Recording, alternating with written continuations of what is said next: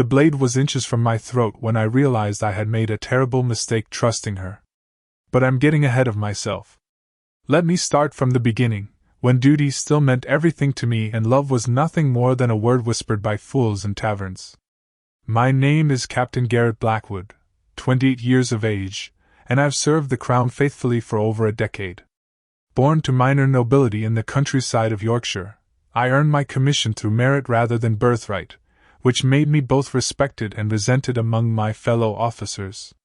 The scars on my hands tell the story of countless sword practices, while the ones on my soul speak of battles fought in service of a king who never knew my name. It was a cold November morning in 1684 when Colonel Hartwell summoned me to his chambers in Whitehall. The rain hammered against the tall windows like nature itself was trying to break into our world of secrets and schemes. I stood at attention before his oak desk, water still dripping from my coat onto the Persian rug beneath my boots. He looked up from a sealed document, his weathered face grim with the weight of whatever orders lay within those pages. "Blackwood," he said, his voice carrying the authority of a man who had survived 3 different monarchs. "You've been chosen for a special assignment. One that requires absolute discretion." I nodded, though something in his tone made my stomach tighten with unease. "What are my orders, sir?" "You are to guard Lady Ophelia Ravenhollow, widow of the executed traitor Marcus Ravenshollow. She's being held in the Tower while His Majesty decides her fate." He slid the document across the desk toward me. "You will be her sole guardian, responsible for her security and cooperation."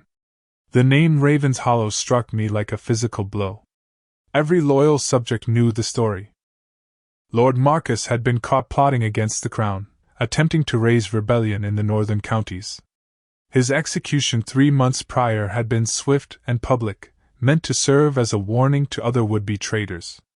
But his widow, I had assumed she'd been quietly disposed of or exiled. "Sir, if I may ask, why has she not been tried alongside her husband?" Colonel Hartwell's eyes narrowed slightly.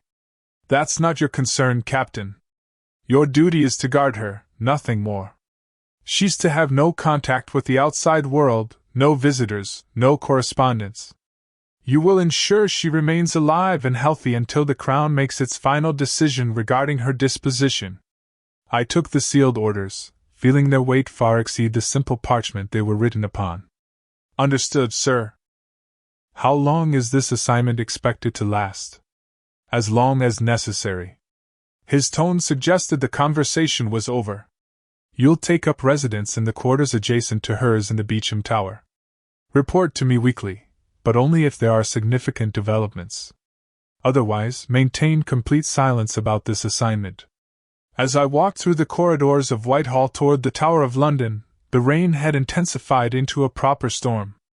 The cobblestones gleamed like black mirrors under the gray sky, and I found myself wondering what kind of woman I was about to encounter. The wife of a traitor.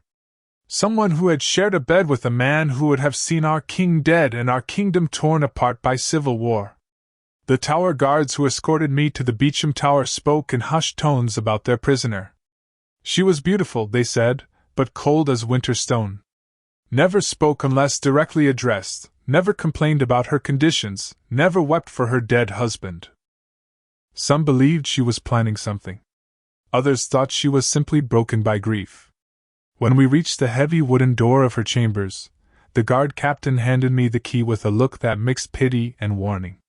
"She's been here 3 months, sir. Never caused trouble, but—" He paused, searching for words. "There's something about her that makes a man uncomfortable. Like she's seeing right through to your soul." I dismissed the guard and stood alone before that door, key in hand, wondering what waited on the other side. The corridor was silent except for the distant sound of rain against stone and the occasional creak of the ancient building settling around its secrets. When I finally turned that key and pushed open the door, I found myself looking into the most extraordinary pair of green eyes I had ever seen. Lady Ophelia Ravenshollow stood by the narrow window, silhouetted against the gray light filtering through the iron bars. She was indeed beautiful, but not in the way the guards had suggested. There was nothing cold about her. Instead, she radiated a quiet dignity that seemed to fill the sparse chamber with warmth. She was perhaps 24 years of age, with dark auburn hair that caught what little light penetrated her prison. Her dress was simple black wool, morning attire that somehow enhanced rather than diminished her natural grace. When she turned to face me fully, I saw intelligence burning behind those green eyes, along with something else I couldn't quite identify. Not defeat. Not despair. Something far more dangerous. "Captain Blackwood, I presume," she said, her voice carrying the refined accent of nobility but without the usual condescension I expected from her class. "I've been wondering when they would assign me a permanent guardian." I cleared my throat, suddenly aware that I was staring. "Lady Ravenshollow. I am indeed Captain Blackwood. I've been tasked with ensuring your security and welfare during your stay here." A ghost of a smile touched her lips. "My imprisonment, you mean? There's no need to dress it in prettier words, Captain. We both know what this is." Her directness caught me off guard. Most prisoners either cowered in fear or raged against their captors. She did neither. Instead, she moved with quiet grace to the single wooden chair by the small table where her meager meals were served. "Please sit," she said, gesturing to the chair across from her as if she were receiving guests in her own parlor rather than entertaining her jailer in a tower cell. "I imagine we'll be spending considerable time together, so we might as well establish some level of civilized discourse." I remained standing, maintaining the proper distance between guard and prisoner. "My lady, I appreciate your courtesy, but I must maintain appropriate boundaries. I am here to ensure your safety, not to provide companionship." She studied me for a long moment, those green eyes seeming to catalogue every detail of my appearance. "You're not what I expected," she said finally. "And what did you expect?" "Someone older. Crueler. Someone who would take pleasure in guarding the widow of a supposed traitor." She paused, tilting her head slightly. "You don't look like a man who takes pleasure in others' suffering. Have you ever had to choose between duty and what you knew was right? Let me know in the comments where you're watching from, because what happened next would test everything I believed about loyalty, honor, and the true meaning of service to the crown." Her words hung in the air between us like a challenge, and I found myself genuinely curious about her assessment. "What makes you say that, my lady?" She rose from her chair and moved to the window again, her movements fluid despite the heavy chains that bound her ankles. The sound of metal against stone should have been harsh, but somehow she made even that seem graceful. "Your hands," she said without turning around. "They're calloused from honest work, not soft from counting coins earned through others' misery. And your eyes, they hold doubt." "Doubt about what?" "About whether I deserve to be here." She faced me then, and I felt something shift in my chest, like a stone dropping into still water. "Tell me, Captain, what do you know about my husband's supposed crimes?" I straightened, falling back on the safety of official protocol. "Lord Marcus Ravenshollow was convicted of treason against His Majesty's government. He was found guilty of conspiracy to incite rebellion in the northern counties." "Found guilty by whom? A court that never allowed him to speak in his own defense? Judges who had already decided his fate before the first witness was called."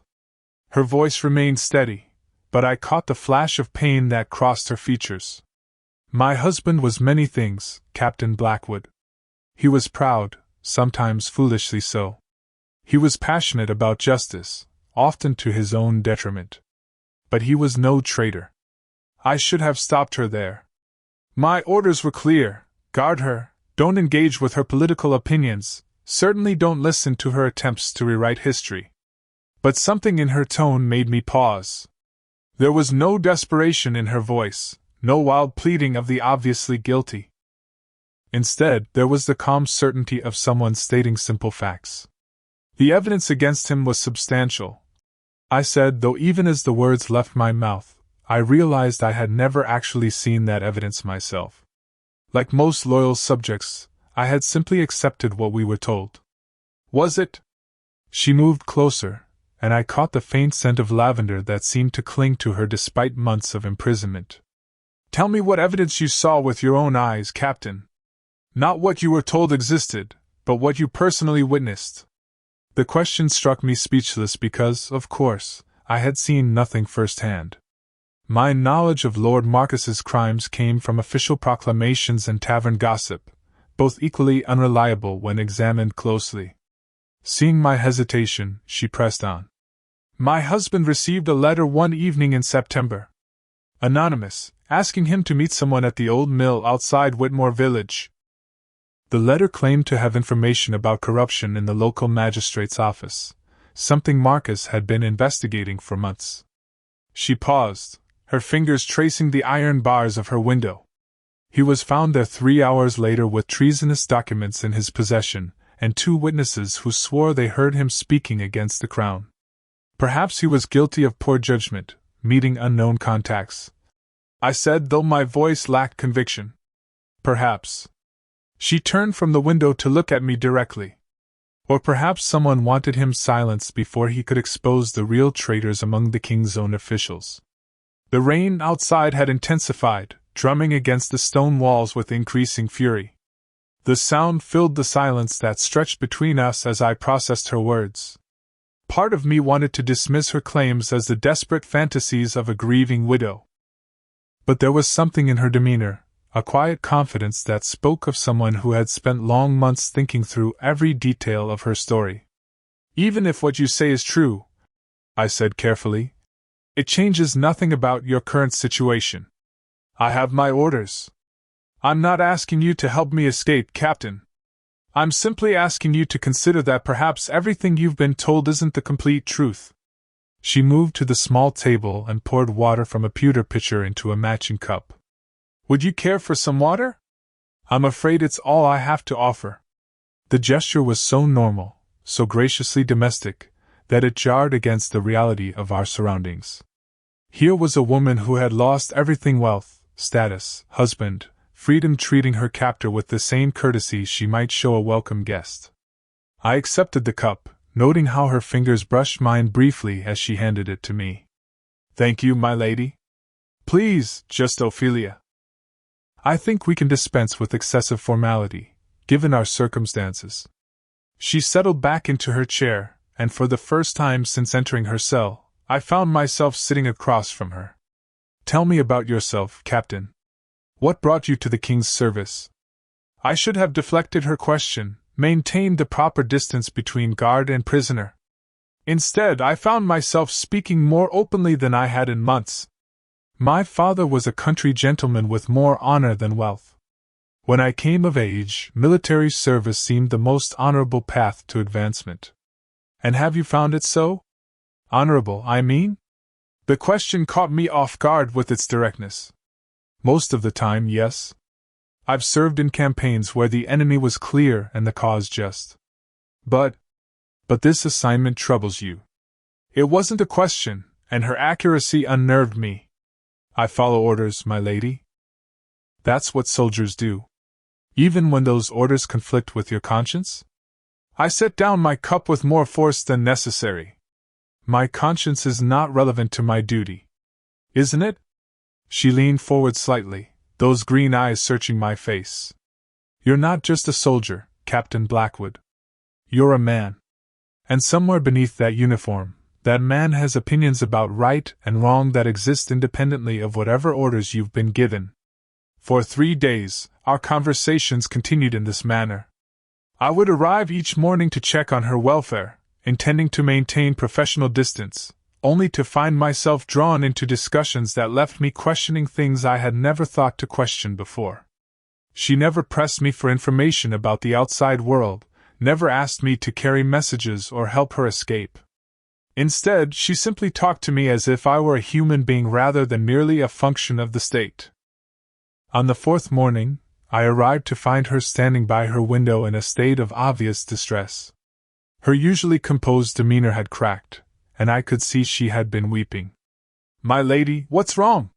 She turned to me with tears still glistening on her cheeks. They burned our estate yesterday. I could see the smoke from my window. Her voice broke slightly. 15 generations of my family lived in that house, Captain. 15 generations of memories, portraits, books, everything that connected me to who I was before all of this. Without thinking, I stepped closer to her. I'm sorry for your loss. She looked up at me with such gratitude for that simple acknowledgement of her pain that I felt something fundamental shift inside my chest. Thank you, she whispered. You're the first person in months to treat my grief as legitimate rather than just the complaints of a traitor's widow. In that moment, standing there in her sparse cell with tears streaming down her face, Ophelia ceased to be merely my prisoner and became something far more dangerous, a woman I was beginning to care about. And that realization terrified me more than any battlefield I had ever faced. The weeks that followed blurred together like watercolors in the rain. Each morning I would unlock her door, telling myself I was simply performing my duty, yet finding excuses to linger longer each day. Ophelia had a way of drawing conversations from me that I had never shared with anyone. She listened when I spoke of my childhood in Yorkshire, of my father's lessons about honor and service, of the doubts that plagued me during sleepless nights when duty felt more like a burden than a calling. You carried the weight of the world on your shoulders, Captain, she observed one gray afternoon as we shared the meager meal that constituted her daily rations. I had taken to eating with her, telling myself it was merely practical since I needed to ensure she maintained her health. It's not the world, just my small part of it, I replied, watching her break bread with the same grace she might have shown at a royal banquet. Every decision I make reflects on the crown I serve. And what happens when the crown's decisions reflect poorly on you? She met my eyes across the small table. What happens when serving faithfully means compromising the very principles that made you worthy of service in the first place? Before I could answer, footsteps echoed in the corridor outside. I quickly moved away from the table, resuming my proper position by the door as Colonel Hartwell entered with two other officers I didn't recognize. Their faces were grim, and something in their demeanor made my pulse quicken with alarm. Captain Blackwood, Hartwell said, his voice carrying the formal tone he used for official business. We need to speak with the prisoner. I stepped aside as they approached Ophelia, who had risen from her chair with quiet dignity. She showed no fear, though I noticed her hands tremble slightly as she smoothed her skirts. The taller of the two unknown officers stepped forward. Lady Ravenshollow, I am Major Cromwell. We have some questions regarding your husband's associates. I've already told your colleagues everything I know, she replied evenly. My husband kept his political activities separate from our domestic life. Perhaps, Major Cromwell said, circling her like a predator studying prey. But we have reason to believe certain individuals are still at large, individuals who might attempt to contact you or use you to send messages to other conspirators.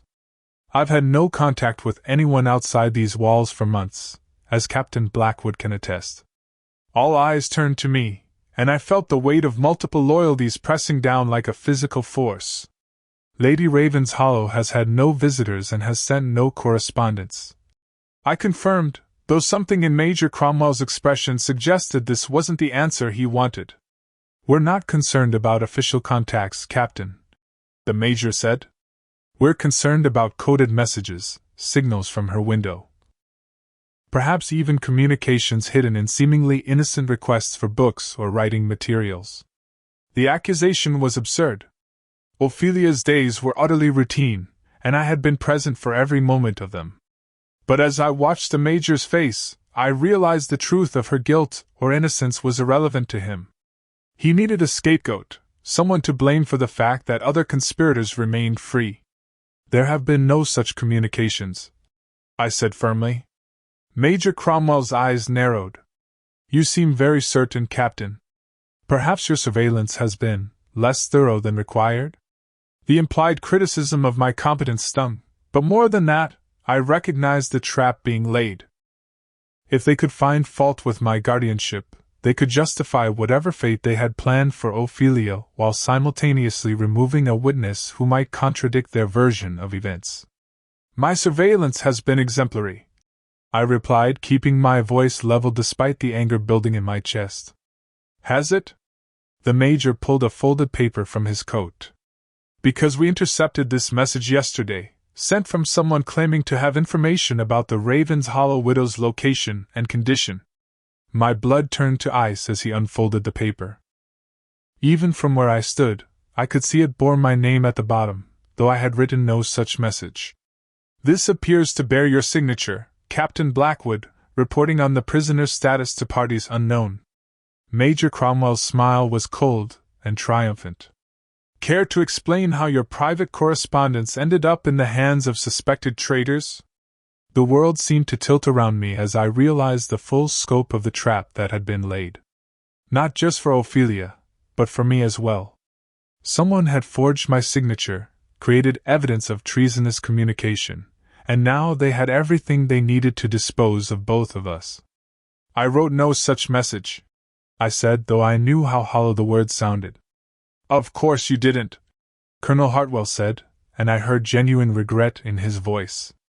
Just as Lady Ravenshollow is completely innocent of any wrongdoing. The sarcasm in his tone made it clear that my denials would be as useless as Ophelia's had been. I looked at her then and saw something that chilled me to the bone. She wasn't surprised. Whatever game was being played here, she had been expecting it. You knew, I said to her, ignoring the other officers entirely. You knew this would happen. She met my eyes with a look of infinite sadness. I hoped I was wrong. But yes, I suspected that once they decided my fate, they would need to ensure no witnesses remained who might contradict their official version of events. Major Cromwell stepped between us. Enough conversation. Captain Blackwood, you're relieved of duty pending investigation into these serious charges. Lady Ravenhollow, His Majesty has reached a decision regarding your case. The way he said it left no doubt about what that decision was. I felt something break inside my chest, not just my heart, but something deeper. My faith in the system I had served faithfully for over a decade cracked like ice in a spring thaw. When? I asked. Tomorrow at dawn. Major Cromwell's satisfaction was evident. Justice delayed is justice denied, as they say. As the officers prepared to leave, I caught Ophelia's eye one last time. There was no accusation there, no blame for my failure to protect her. Instead, I saw something that surprised me: understanding, even gratitude. Captain Blackwood, she said softly as the guards moved to escort me away. Thank you for treating me as a human being these past weeks. That meant more to me than you know. Her words followed me as I was led to a cell of my own, not far from hers but separated by stone walls that might as well have been oceans. As I sat in the darkness, I realized that everything I thought I knew about honor, duty, and service had been turned inside out. The woman I was supposed to guard was innocent. The system I was supposed to serve was corrupt. And the choice I faced now would determine not just whether I could live with myself, but whether either of us would live at all. The letter that arrived that morning contained news that made my blood run cold, but what I discovered about the Crown's true intentions would force me to make the most difficult choice of my life. The cell they placed me in was smaller than Ophelia's, with no window and only a single candle for light. The darkness gave me too much time to think, to replay every conversation we'd shared. Every moment I had started to see her not as a prisoner but as a woman whose intelligence and grace had somehow reached through the walls I'd built around my heart. I had perhaps 6 hours before dawn, 6 hours before they would lead her to the executioner's block. 6 hours to decide whether I would remain Captain Garrett Blackwood, loyal servant of the Crown, or become something else entirely, something my father had never prepared me for. Something that terrified and exhilarated me in equal measure. The sound of footsteps in the corridor made me look up from my brooding. To my surprise, it wasn't a guard who appeared at my cell door, but Sergeant Thomas Millfield, a man I'd served with in campaigns across Scotland and Ireland. His weathered face was grim as he unlocked my cell and stepped inside. "Tom," I said, rising from the stone bench where I'd been sitting. "What are you doing here?" "Came as soon as I heard," he replied in his rough Yorkshire accent. "Garrett, lad, what in blazes have you gotten yourself into?" I almost laughed at the absurdity of it. "I wish I knew. One day I'm following orders, guarding a prisoner, The next I'm accused of treason myself. Tom moved closer, lowering his voice. Listen to me carefully. There's things you don't know, things that have been happening while you've been playing nursemaid to that woman. Something in his tone made me tense. What things? Major Cromwell isn't who he claims to be. Real Major Cromwell died in a coaching accident 3 months ago. The man questioning you today is Colonel Aldrich Pemberton, cashiered from the army 5 years back for selling information to French agents. The revelation hit me like a physical blow. That's impossible. Colonel Hartwell introduced himself. Hartwell's been compromised, Tom said grimly. Either bought or blackmailed, we're not sure which. But half the officers in London are talking about irregularities in recent treason cases. Too many convenient confessions, too much evidence that appears just when it's needed most.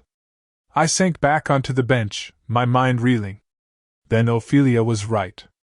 Her husband was innocent. More than likely. Along with Lord Pemberton's 3 other victims in the past 6 months. Tom crouched beside me.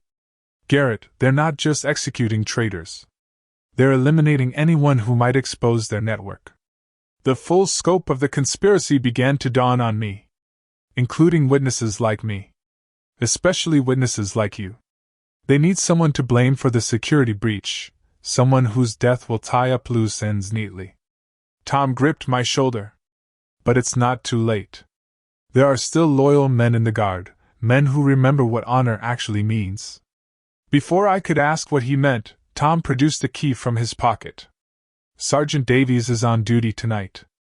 He'll be taking his evening rounds in 20 minutes, and his route just happens to take him past the wine cellar for longer than strictly necessary. I stared at the key in his palm. Tom, I can't ask you to risk this. You're not asking. I'm offering. His eyes met mine steadily. Some of us still believe in doing what's right, even when it's not what's ordered. Taking that key would make me a deserter, a traitor to everything I'd sworn to uphold. But not taking it would mean watching an innocent woman die for crimes she never committed, while real traitors continued to manipulate the system from within. I reached for the key, and as my fingers closed around the cold metal, I felt my old life end and something new begin. Tom smiled grimly. There's horses waiting at the old chapel ruins, 2 miles north of the tower. Food, supplies, enough coin to get you both out of England if you're smart about it. Why are you doing this? I asked. Because 10 years ago, you saved my life at the Battle of Killiecrankie. Because I've watched you choose honor over advancement every time it mattered. And because sometimes a soldier's highest duty is to disobey orders that have no honor in them. After Tom left, I sat in my cell for what felt like hours but was probably only minutes, turning the key over in my hands. Through the stone walls, I could hear the distant sounds of the tower settling into its nighttime routine. Guards changing shifts, doors closing, the ordinary sounds of a fortress that had seen centuries of prisoners come and go. But there was nothing ordinary about what I was planning to do. When Sergeant Davies's footsteps finally echoed in the corridor, heading away from my cell, I knew it was time. The key turned smoothly in my lock, as if fate itself was conspiring to make this betrayal as easy as possible. The corridors were dimly lit by torches that cast dancing shadows on the stone walls. I moved carefully, using skills learned in military campaigns to avoid the remaining guards. My heart hammered against my ribs as I made my way toward Ophelia's cell, but my hands remained steady.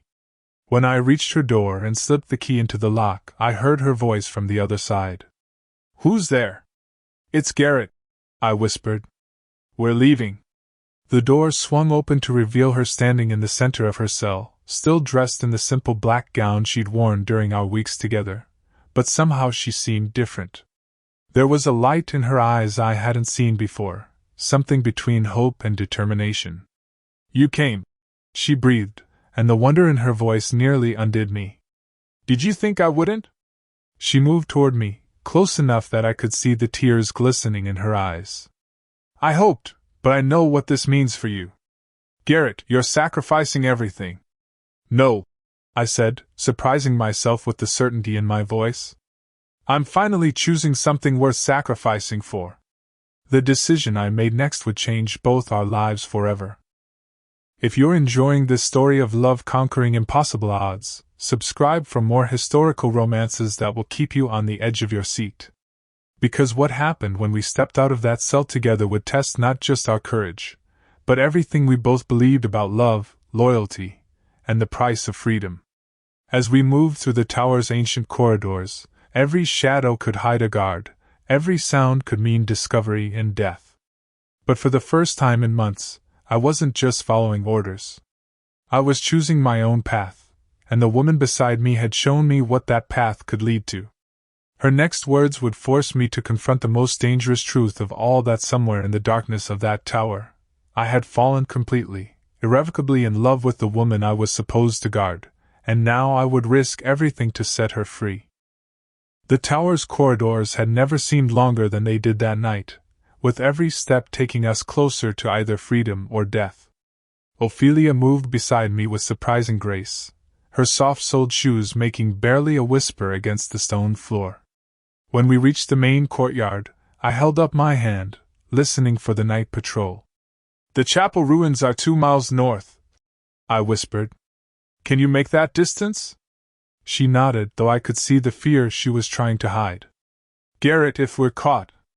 "We won't be," I said with more confidence than I felt. "Tom wouldn't have risked this if he wasn't certain of the route."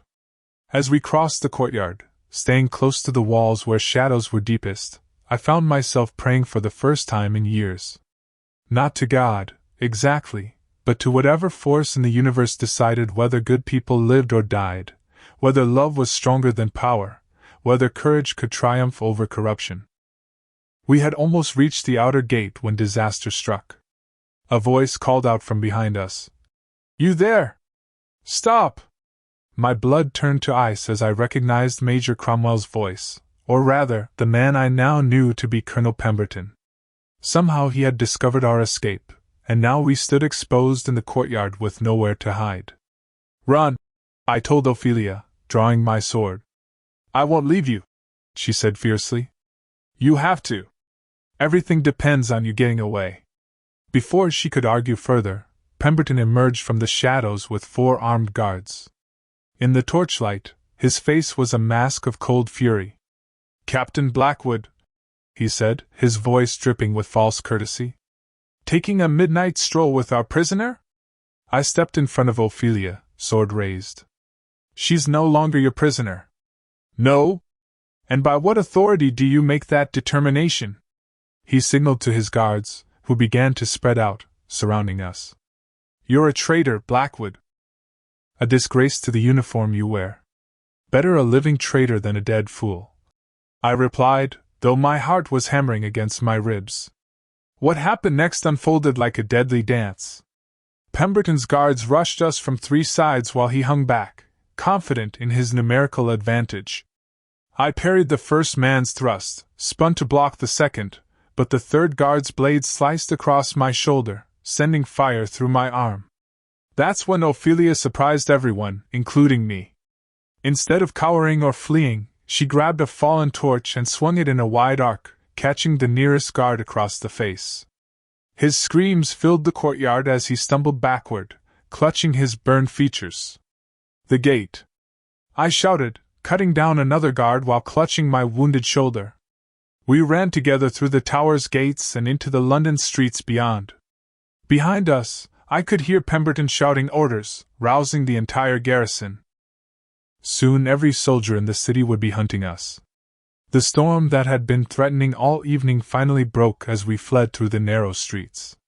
Rain lashed down in sheets, turning the cobblestones slippery and treacherous, but also providing cover from our pursuers. We stumbled through alleyways and side streets, guided only by my rough knowledge of London's layout and the desperate hope that Tom's promised horses would be waiting. "Garrett," Ophelia gasped as we paused in a doorway to catch our breath. "Your shoulder." I looked down to see blood soaking through my coat sleeve. The wound was worse than I'd thought, and I was beginning to feel lightheaded from blood loss.